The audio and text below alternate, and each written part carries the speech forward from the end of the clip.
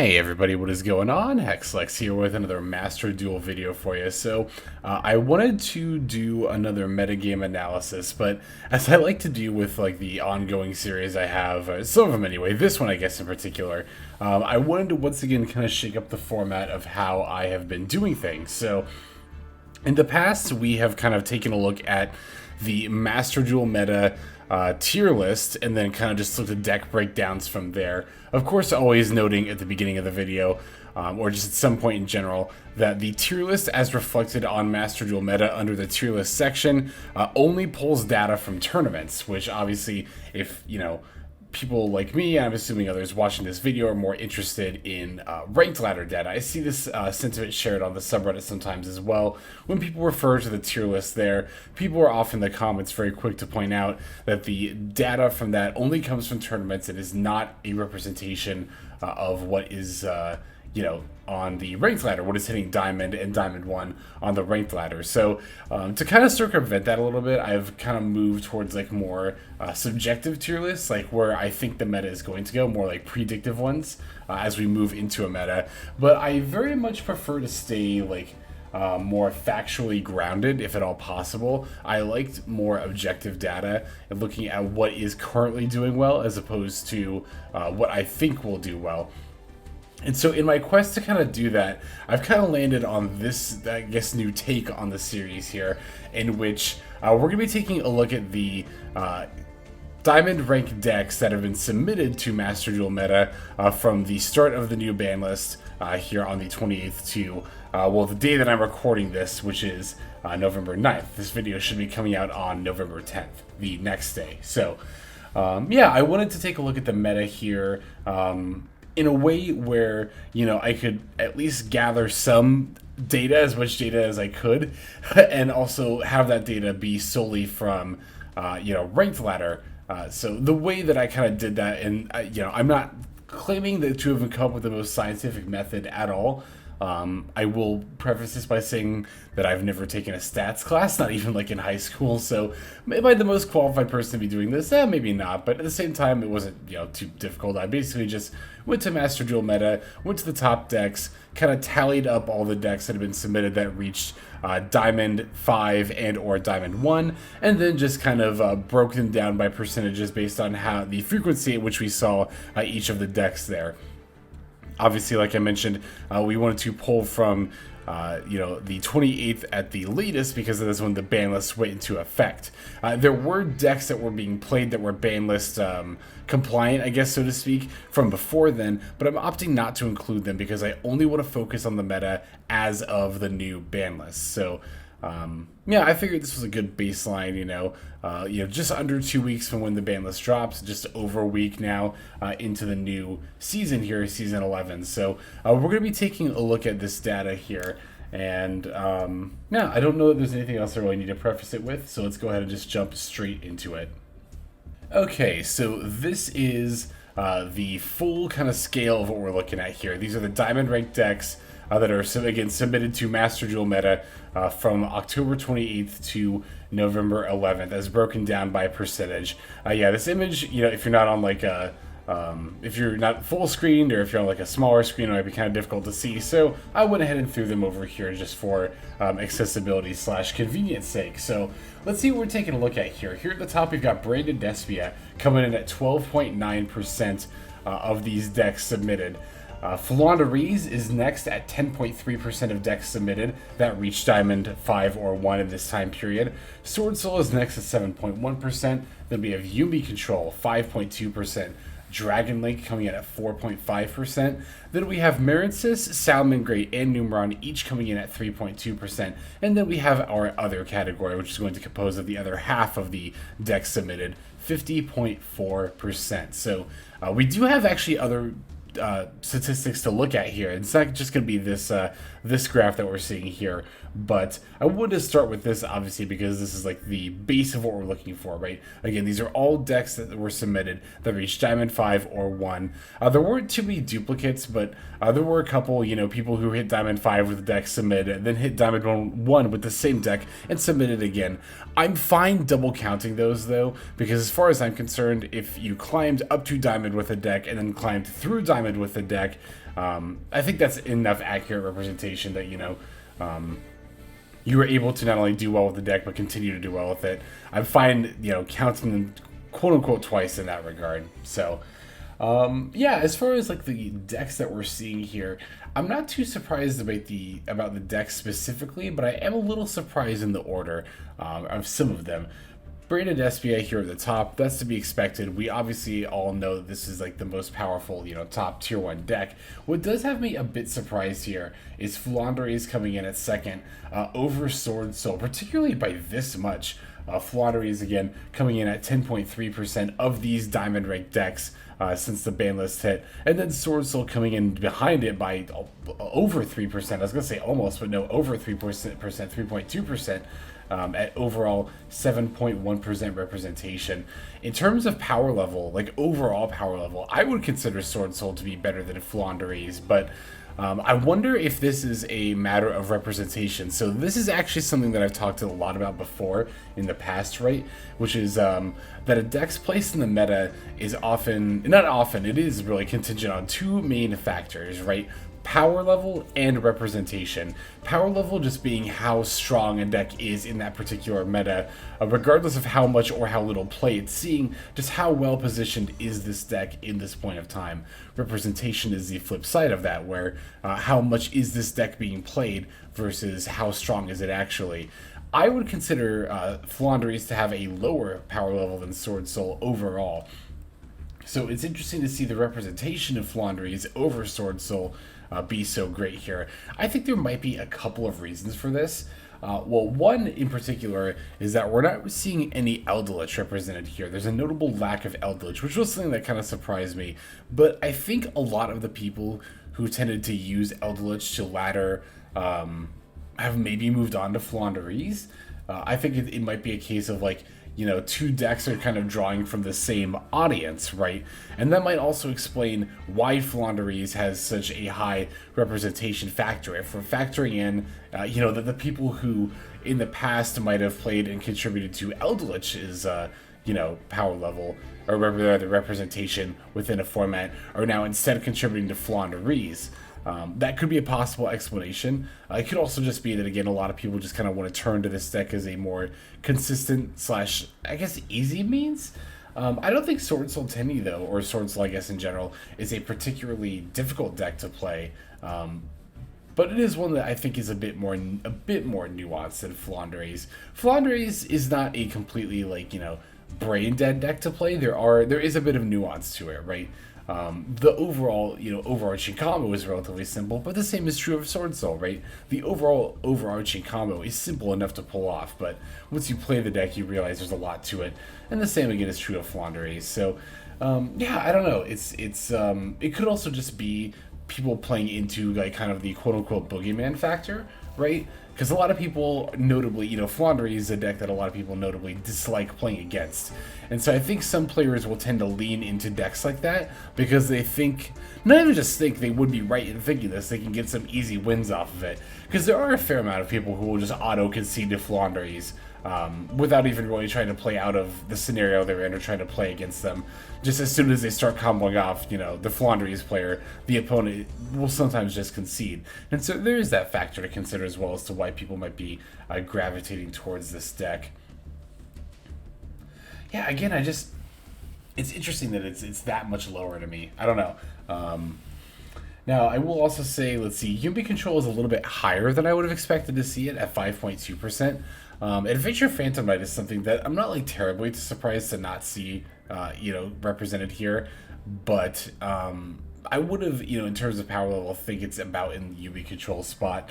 Again, I would think, but I might have a bit of a biased take on that. Very much liking the Phantom Knight deck. Again, very, very much so. But again, didn't really expect to see Yumi Control quite this close to Sword Soul in particular, although I think that might, again, speak to more that Sword Soul is much lower than I think it would be, as opposed to, again, where Yumi Control is at. I'm also kind of surprised to see this represented this high, because I personally have only played against this deck 2 times. I played against this deck twice since it came out. And, to be fair, one, you can't, base a meta on your own personal experience. It's very much going against what I'm trying to do here, which is find a more objective means of representing slash reflecting on what is being played on the diamond ranked ladder here. And again, I think might even be a good case study for that, right? Because again, if I'm just ranking based on what I play against, UB Control would be like towards the bottom of Rogue. Again, I've barely played against it, but we're seeing just from the number of decks submitted that there are a fair number of UB Control decks coming in here. Now, one other caveat I should have actually said much earlier in the video is that we have to remember that this is not like a true 100% one-to-one, this is what is being played, this is what is reaching Diamond in Ranked Ladder on Master Duel. Because we gotta remember, these are only what decks that are being submitted by players, to Master Duel Meta. So we are gonna see, I guess kind of skewed perceptions in that regard, right? We're not getting every single deck that's coming in, so this likely isn't a one-to-one representation, but it is the closest I think that I can come up with at this time. So, Dragon Link, this is actually about where I expected to see Dragon Link here, and then as we venture down into more like tier 3-ish category, Marinsys is another one I think kind of like UB Control, where I know power level wise this is about right. I just, again, personally have not encountered very many Marinsys decks at all, like maybe two, maybe 3 times overall. I want to say 4, but I think that was even in the League Festival. And I did double check when counting these, because I was like, that is a bit high amount of Marinsys and Salamangreat, but I did double check. These do not count the League Festival games there. I think the League Festival is even just done at this point anyway, so there's no way it could have anyway. Salamangreat might seem a bit high. It feels like it's a bit high to me, but I guess with the structure deck still, we're relatively recently, still coming off of that, so that would make sense that we're still seeing a fair amount. And also, it's not that bad of a deck. I mentioned before when I did my initial deck profile on it that I could see with the representation, with the amount of play the deck was seeing, due to the structure deck coming out, it could be pushed up to a tier 3 level, even though its power level probably hovers in somewhere in the between tier 3 and Rogue. And I think that's actually exactly what we're seeing here. And then Numeron, I mean, it's a bit of a shame. I don't know if it's truly a shame. I was gonna say it's a shame to see it represented this high. I don't know if I would go so far as to say it's a shame. I mean, whatever. It's a valid strategy, right? It's not a fun strategy to play against, but it's still a valid one. It's still, legal. I was gonna say fine, but I defaulted to say legal instead.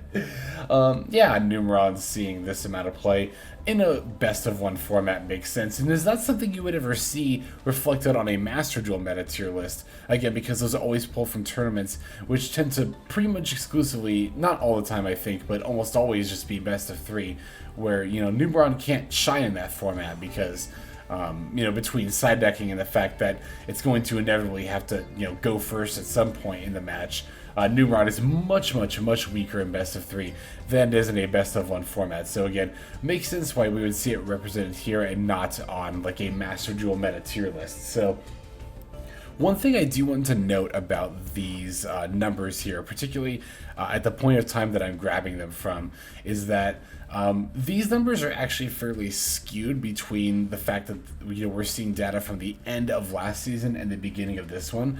It might not seem like on a surface level that would matter too much, but I think I know that the types of decks that are going to see a lot of representation at the end of a season are very different from ones that are going to see representation at the beginning of a season when it comes to hitting, Diamond, right? At the end of the season, we're more likely to see more rogue decks, we're more likely to see more slower control-based decks because of 2 factors. One, people who are, really trying to get to Diamond / Diamond 1 might lean into a deck like Flaunderies that's, got a more solid game plan, I guess, so to speak, as opposed to maybe a deck they're not as confident would get up there.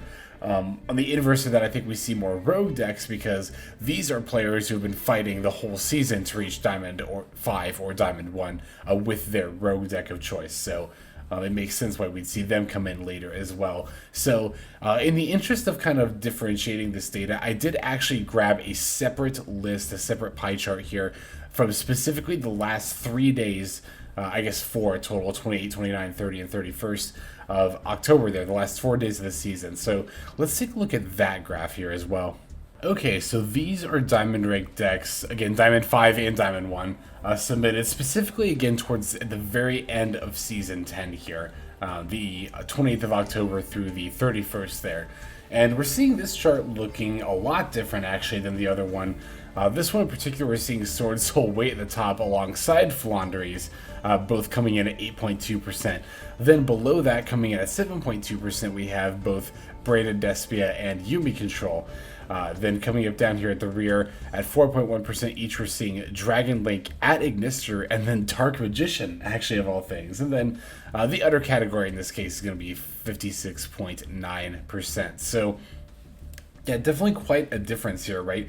Seeing Sword Soul at the top of representation here at the end of a season, rather than, you know, where we saw it before.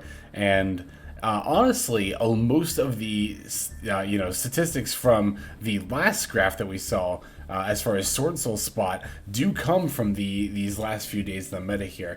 I think that's really interesting that we're seeing a lot of Sword Soul at the end of a season, but not as much towards the beginning. I'm not really sure what to make of that. It might mean that Sword Soul is becoming a bit more niche. Maybe similar to how a lot of people who would play Eldritch are now kind of turning towards Flandres. Maybe a lot of people who have you know, played Sword Soul Tinny in the past are kind of migrating now towards Braided Despia. This is not a terribly uncommon thing to see. You know, as far as like, it's one of many ways in which it's important to differentiate representation and power level. You know, Sword Soul Tinny has been around for quite a while now, since Season 5, so, you know, 6 months is quite a long time. And if someone is using Sword Soul Tinny, has been using Sword Soul Tinny as their go-to Tier 1 deck this whole time, honestly, there's a decent chance that they're just going to get bored of playing with the deck. And for that reason, they might tend to gravitate towards another Tier 1 deck, a new Tier 1 deck, like Braided Despia. So I think that is a scenario in which it would make sense for me to be seeing more Sword Souls at the end of a season as opposed to the beginning, and also less Sword Souls represented overall than expected. I think it's a matter of the enfranchised Sword Soul players sticking with the deck through to the end of a season. And then, you know, on the flip side of that, less enfranchised Sword Soul players maybe moving on to other decks, maybe another Tier 1 deck like Braided Despia. So that's my, I guess, subjective kind of theory after reflecting on this objective information. I don't know, it's funny, I said, you know, a couple times I want to try to be more objective, but I still throw on all these speculations. I guess that's a lot of the reason why I like pulling data like this, though, because I think it's good to reflect on. I think it's important to have an objective anchor to make your subjective speculations on, as opposed to it all just being pure conjecture or only based off your own personal experiences, which, as I stated before, can often be very skewed here. Speaking of things that are skewed, again, we're seeing Dark Magician represented here towards the end of a season. I didn't have room, like, you know, on the actual, like, when I was making this pie chart, I didn't have room to type it, but they were actually all branded variants. They were all branded Dark Magician. And I did double check, and it was, like, I think it was actually even 4 different people who submitted those 4 Dark Magician decks there. So, interestingly enough, I think that might have just been like a funny coincidence, maybe, that we saw that many. Although maybe they could also be onto something, who knows. But again, the fact that we saw them all, like, kind of jammed in towards the end of the season there is, I think, indicative of what I said before, like, you know, that these are dedicated, like, enfranchised Dark Magician players who have likely spent a lot of this season climbing with this deck in order to reach Diamond with it. So makes sense why we'd see a rush of them towards the end. Kind of same with that Ignister as well. You know, I personally really like the deck, but it is very much a pet rogue deck of mine. So there is also one other factor that I did not factor into either this chart or the last one, that I did actually make its own separate chart for, and those are win streaks. Master Duel Meta doesn't just keep track of decks that hit Diamond 5 or 1. They also keep tracks of decks that get win streaks of 5 games or more within Diamond rank. Now, the reason I didn't include this data in with either of these graphs that we're seeing here is because that would be kind of, well, there's 2 main reasons. One, that's doubling down in a way that I wasn't really, you know, super into. I'm fine counting a deck that hits Diamond 5 and then also hitting Diamond 1, which actually did not happen very often at all as I was going through the decks. There were very, very few repeats, but a deck getting a 5-game win streak within Diamond, I didn't want to double count that because I don't want to dismiss it by saying, like, you know, it's not that hard. It's not the reason, but I think it's less indicative of like what you would see represented in an overall like climb, right? An overall climb between, you know, up to Diamond 5 and then from Diamond 5 to Diamond 1 is going to encompass a lot more games than just a 5-game win streak. That is ultimately a rather small sample size. So I did want to show the data anyway because I guess it's there, so I compiled it. I see a fancy word like compiled. I counted it manually, really. But in any case, let's go ahead and take a look at that chart next. All right, so these are, like I mentioned earlier, these are decks that got at least minimum 5-game win streaks within Diamond from October 28th to November 9th here. Now, this is going to be one where kind of the asterisk I threw in before of like, hey, keep in mind, these are just decks that were submitted by people. These are not all the decks that, you know, hit Diamond within this time frame. Very much so is also the case here. These are definitely not all the decks that got at least a 5-game win streak within Diamond during this time frame. These are just ones that have happened to have been submitted to Master Duel Meta within this time frame. So important to keep that in mind as we see, well, we see Branded SP at the top. That's really not a surprise at all. 13.5%, very much the most represented deck here. Dragon Link and Marincis coming in next at 7.7% each, and then Flaunderies and then Adamantipator actually at 5.8%, before we go to the other of 59.5%, the other category there. So again, Branded Espia, not a surprise to see that super high representation, you know, it being the top tier 1 deck there. Dragon Link actually makes sense to me to see this next under Branded Espia, specifically in a win streak kind of breakdown here, because Dragon Link is very much one of those decks where I would expect players who are enfranchised in it can, you know, use the deck much better than you know, those who aren't. Dragon Link is another great example of a deck where power level versus representation is definitely skewed. If we're talking off the deck's sheer power level and being able to exercise that, you know, the full extent of that power level consistently, someone who's a good consistent pilot with Dragon Link can pilot it at its power level of, I would say, upper tier 2, honestly. Not quite tier 1, even at full power, I think, but I would say upper tier 2, again, at full power. But we don't really ever see it represented that high because it's a difficult deck to master, to really pilot very efficiently. It takes a very dedicated player. And yeah, there's not just too many of those. So it makes sense to see it more represented here in a win streak category as opposed to just an overall hitting Diamond category. I kind of feel the same about Marincis, although again, we did see a fair amount of Marincis represented, you know, hitting Diamond overall during this time frame as well. But Marincis again seems like one of those decks that's got a very, like, I guess, what is the phrase for, like, a high skill ceiling where, like, yeah, there are just like combo lines you can memorize, but as far as like really playing under like every single circumstance to get that inboard you want, Marincis does strike me as a deck that has a high skill ceiling. In general, I think it's more likely that you'll see high skill ceiling decks here getting win streaks, just because, again, the enfranchised players who are playing them a lot are more likely to carry them to that point. Same with Adamantipator down here. Interestingly enough, we didn't really see this deck represented like at all on during the either of the other breakdowns, but we see it here in win streaks, again, for the reason I just stated, that I think very much enfranchised players are you know, a lot more apt to utilize a deck's full power level, which might not be realized by the vast majority of the people who are playing them. I'm very much talking about myself as well when I'm talking about Dragon Link as well. I know it might sound like I'm throwing shade at, you know, being like, oh, most Dragon Link players aren't that good. I'm in that category. I just want to make sure I'm making that clear as well. So I did have one other piece of information that I wanted to go over briefly. I'm sure a lot of you have been seeing these huge other categories and being like that's so much of the meta right there. Like what all is, you know, within those other categories? Well, I actually picked out like I think a total of 30 different decks that were represented here, and I wanted to show those off just to really show like what all you can hit Diamond with.